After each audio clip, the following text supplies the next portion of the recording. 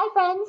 Today we're going to be doing a great read aloud. It's called The Invisible String by Patrice Karst, and it's been illustrated by Joanne Lou Viertoff. I've been given permission to read this book by Little Brown and Company, publishing company. Before we dive into the book, let's look at the title, The Invisible String. That's a big word, invisible, invisible, 4 beats. What I love about this word is it tells you the meaning right inside. So let's take a close look at that word and then you can teach it to somebody else in your family. So we have invisible, right? In is a prefix. So it comes at the beginning of a word and it tells that it's a prefix and it has a meaning. It means in, on, or not. That is a Latin prefix. And in this case, it means not. And then there's a Latin root here that says viz. Can you think of a word that has viz in it? I'll give you a hint. Vision, visible. It means it has to do with eye, seeing, viz. That's the meaning of that root. So not seen. So that we know that it's not seen. So invis, and then let's look at that suffix at the end, ible. That's also a suffix, that a Latin suffix that means able to be. So think about words that have ible in it. Ible, responsible. You're able to be responsive, right? I bet you can find quite a few words with that ible in it, I-B-L-E. Let's say it, ible, ible.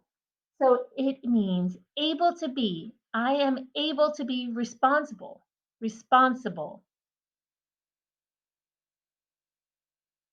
I love that. So now we know that not seen, not seeable. So we cannot see it. So invisible means it can't be seen. So let's dive into our book now and start reading. I hope you enjoy it as much as I do. The Invisible String by Patrice Karst and illustrated by Joanne Lou Viertoff. Liza and Jeremy, the twins, were asleep one calm and quiet night. Suddenly, it began to rain very hard. Thunder rumbled until it got so loud that it woke them up. "Mommy, Mommy," they cried as they ran to her. "Hurry, you two. It's just the storm making all that noise. Go back to bed." "We want to stay close to you," said Jeremy. "We're scared." Mom said, "You know we're always together no matter what." "But how can we be together when you're out here and we're in bed?" said Liza. Mom held something right in front of them and said, "This is how." Rubbing their sleepy eyes, the twins came closer to see what Mom was holding. "I was about your age when my mommy first told me about the invisible string." "I don't see a string," said Jeremy.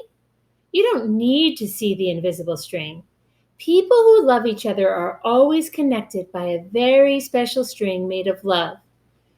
"But if you can't see it, how do you know it's there?" asked Liza. "Even though you can't see it with your eyes, you can feel it with your heart and know that you are always connected to everyone you love." Boys and girls, can you think of someone that you love that you cannot see right now? When you are at school and you miss me, your love travels all the way along the string until I feel it tug on my heart. And when you tug it right back, we feel it in our hearts, said Jeremy. "Does Jasper the cat have an invisible string?" Liza asked. "She sure does," said Mom. "And best friends like me and Lucy?" asked Liza. "Best friends too." "How far can the string reach?" "Anywhere and everywhere," Mom said. "Would it reach me even if I were a submarine captain in the ocean?" asked Jeremy. "Yes," Mom said, "even there." Are a mountain climber? Even there. A dancer in France? Even there. Boys and girls, what do you notice in these illustrations? Yeah, do you see the hearts too? A jungle explorer? Even there. How about an astronaut out in space? Yes, even there. This is imaginary or using imagination. This tells us this is fiction writing.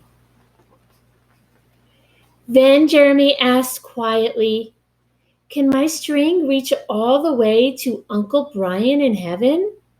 Yes, even there. "Does the string go away when you're mad at us?" "Never," said Mom. "Love is stronger than anger. And as long as love is in your heart, the string will always be there." Even when you get older and can't agree about things, like what movie to see, or what game to play in the back seat, or what time to go to bed. Oh, that's right. You two should be in bed. And with that, they all laughed as Mom chased the twins back to their beds. Within a few minutes, they were asleep, even though the storm was still making the same loud noises outside. As they slept, they started dreaming of all the invisible strings they have, and all the strings their friends have, and their friends have, and their friends have, until everyone in the world was connected by invisible strings. And from deep inside, they now could clearly see no one is ever alone